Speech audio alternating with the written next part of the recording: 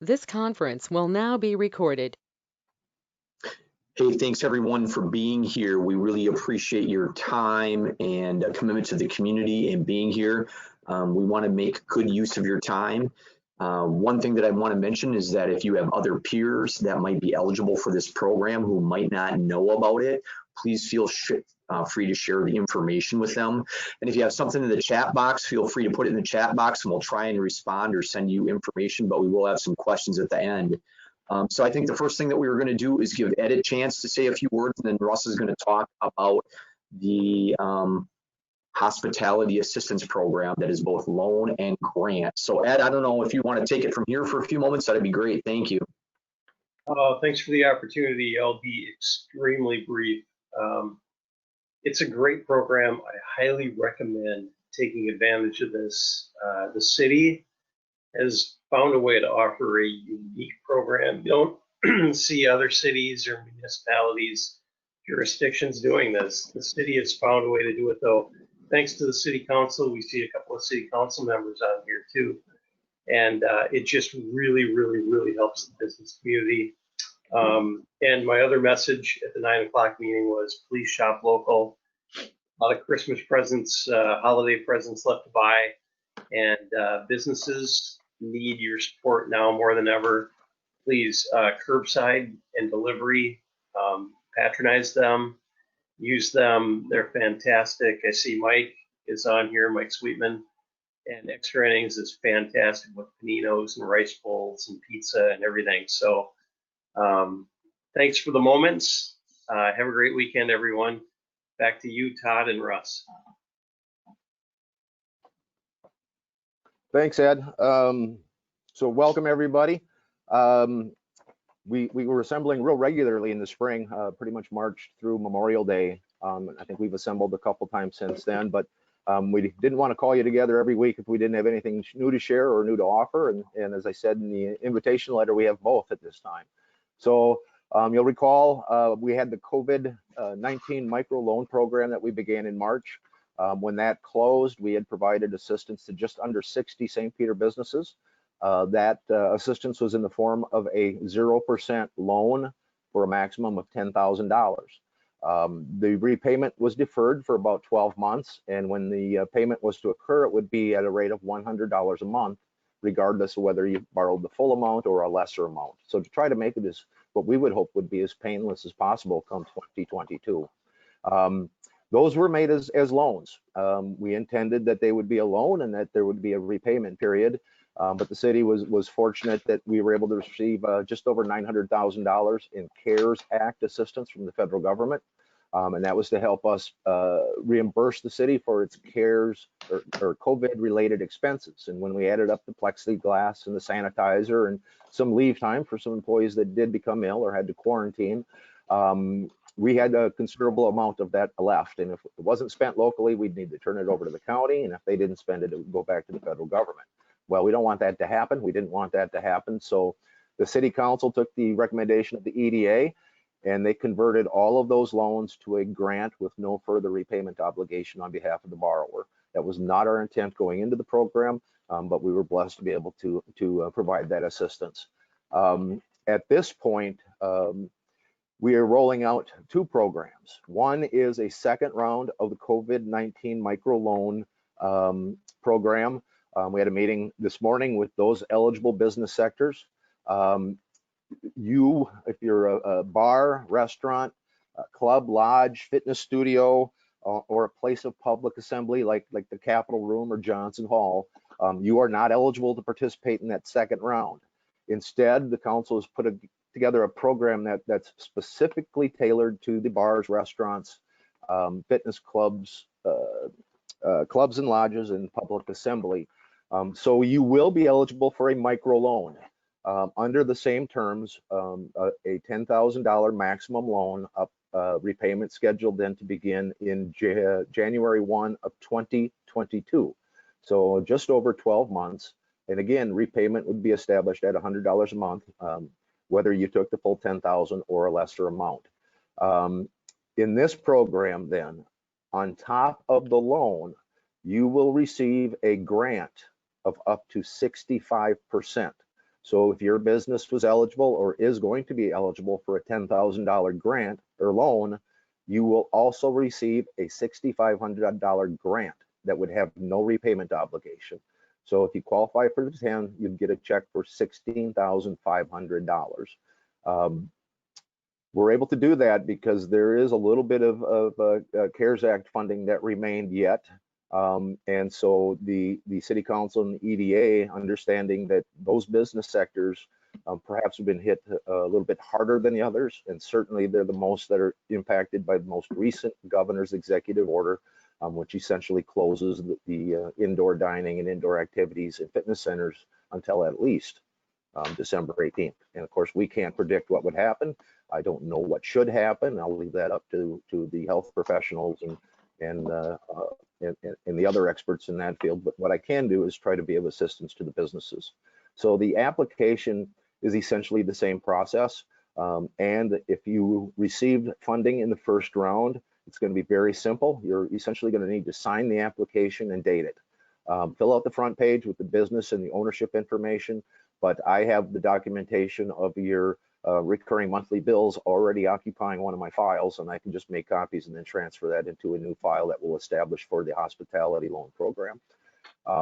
To qualify for the amount, what we do is we figure out what your monthly recurring expenses are of occupancy and utilities. So whatever you would have for your monthly mortgage payment, or if you're a tenant, your lease payment, we add that to your recurring monthly utilities. So your city utility bill, your gas bill, your phone bill, your cable bill.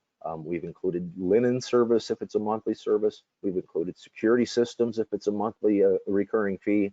And what I do is I add those up, figure out what your monthly total is, and I multiply that by 4. So if your business expenses exceed $2,500 a month, you would be eligible for the full $10,000. Obviously, if you only have $2,000 in monthly expenses, you'd receive $8,000. So again, you qualify for the loan up to $10,000, 0%, first payment deferred till 2022, and then repayment at $100. You will have an obligation to repay that, but you will also then receive a grant of up to 65%, and that has no further repayment obligation. So if you got the 10,000, you'll get 65. If you qualified, I'll make my math real easy. If you qualify for $5,000 loan, you'd get $3,250 grant. So in a nutshell, that's our program. First of all, I'm gonna ask the city administrator if I forgot anything, because oftentimes I might skip something over or something might be a little blurry yet. No, I think you covered it just fine. One question that we had from the last group that I think is appropriate for this group as well. So if I take out the loan and I get the grant, can I pay the loan back early? What if I want to pay it all back at one time, or I want to pay it 6 months from now? Can I do that? Yeah, the promissory notes that were signed in the first round had no penalty for early repayment. So, but it is 0%. So I've told people if put it in the bank, if it provides you some comfort, you could sleep better at night, knowing that you have a little cushion. That's important also. Your mental health is important also, not just your business health. Yeah, if for tax reasons, it may not be beneficial for you or your organization to take that loan in 2020, we can make a distribution in 2021. At this time, there is no sunset to the loan applications. And that's the same as last time. We didn't, when we started that in March, we didn't say it was going to close in June. We didn't say it was going to close in July. But ultimately, the EDA then closed that program to new applications on August 31. And again, so yeah, you can defer it until 2021 if you want. We're going to try to be as helpful to you and make it as easy and beneficial to you as possible. So Russ, one other question that I have that was asked last time that I want to make sure that we talk about is, so you send me the paperwork, I get the paperwork, and I turn it back into you on Monday. How long does it take for me to get a check?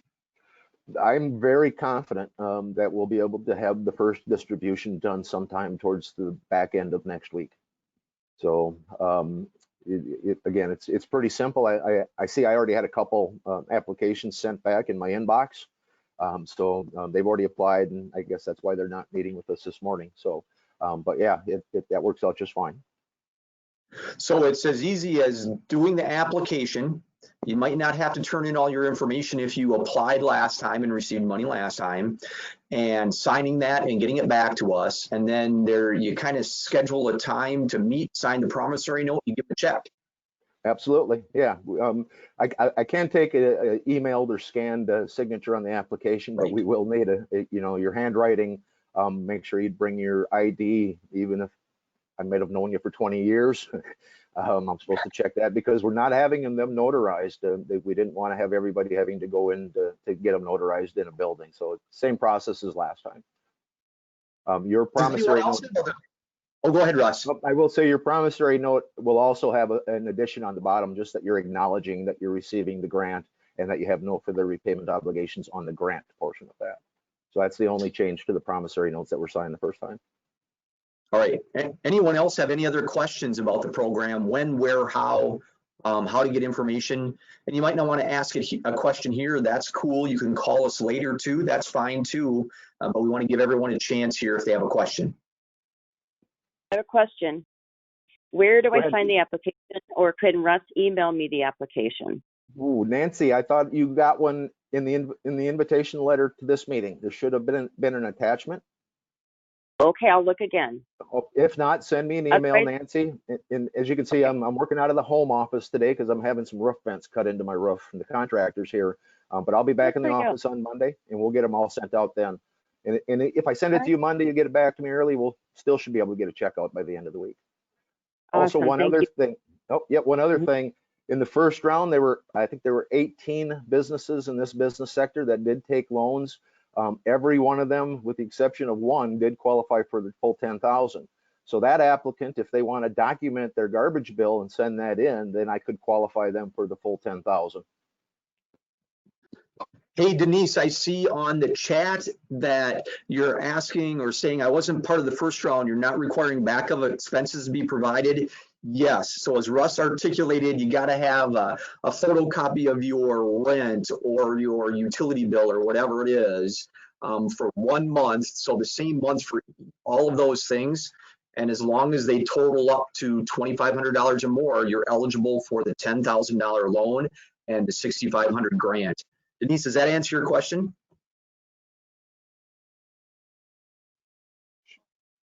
All right, cool. Yep. One other thing I need to mention, and this was this is new to this, given that we're 10 months into the process. So to be eligible for this, your business had to be open and operational at a St. Peter location on January 1 of 2020. So that was that's one of the changes from the first round of the COVID financing programs. All right, any other questions? Jump in, open your microphone, turn on your camera if you want to. Now's a great time, or again, you can contact us later. Thank you. Denise, yeah, somebody is asking, can I ask a quick question about the other loan? Yes. What's your question about the other loan? Certainly, we're happy to talk about the other program too. What is considered business-to-business bookkeeping is the question. Yeah, there would be some operations similar to Lawrence bookkeeping that's located in the old fire station on 3rd Street. The first COVID-19 was limited to essentially the business sector that we have today. But as the situation developed, as we were able to gauge the impact on the community, then from time to time, the city council and EDA did open that up to additional business sectors. So retail was added later on, auto repair services were added on, and then finally there was a request to add that business-to-business bookkeeping. So if you're doing someone's book, if you're doing someone's payroll, then that's kind of what that business sector is. Yeah, if you're a third-party accountant for another business, essentially. Any other questions?